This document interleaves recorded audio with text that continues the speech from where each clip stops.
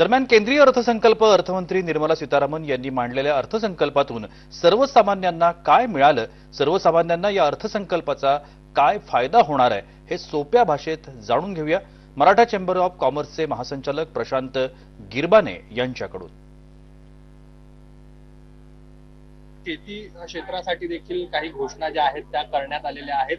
नेमका या अर्थसंकल्पातून शेतकऱ्यांना काय फायदा होईल? शेतकऱ्यांना खूप फायदा झाला। एक तर तो जो किसान गॅरंटी कार्ड म्हणजे जो 3 लाखाचा क्रेडिट कार्ड होता आता 5 लाख केला, म्हणजे तो म्हणजे शेतकऱ्यांच्या इन्व्हेस्टमेंटसाठी किती मोठा अगदी फायदेशीर होऊ शकतो। प्लस ऑलमोस्ट 1.07 करोड शेतकऱ्यांना फायदा होणार आहे, जे काही त्यांनी प्लस पल्सेसवर त्यांनी केला आहे।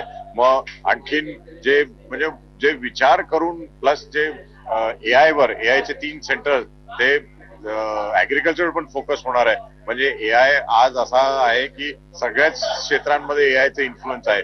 ते आपण स्पेसिफिकली ऍग्रीकल्चरसाठी पण आपण एआयचं एक सेंटर उभारणार आहोत। तो सगळा म्हणजे शेतकऱ्यांचा याचा फायदाच होणार, कारण तुमचं यील्ड वाढणार आणि तुमचं जर पीक वाढलं तर तुम्हाला शेतकऱ्यांचा फायदा होणारच आहे। मेडिकल क्षेत्रात देखील मोठे पावलं जी आहेत ती उचलल्याचं आपल्याला पाहायला मिळतं आहे।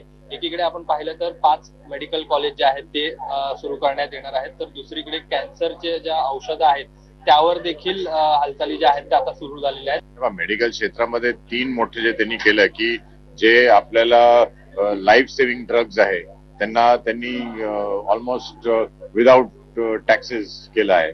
दुसरं 200 day care centres for cancer, म्हणजे स्पेसिफिकली कॅन्सरसाठी सगळ्या डिस्ट्रिक्टमध्ये 200 डे केअर सेंटर, ते खूप मोठा पाऊल आहे। कारण की कॅन्सर हा एकमेव म्हणजे असा रोग आहे की ज्याच्यात आपल्याला खूप मदत लागते। ते गव्हर्नमेंट स्वतः आता डे केअर सेंटर सुरू करणार आहे। दरम्यान या संपूर्ण अर्थसंकल्प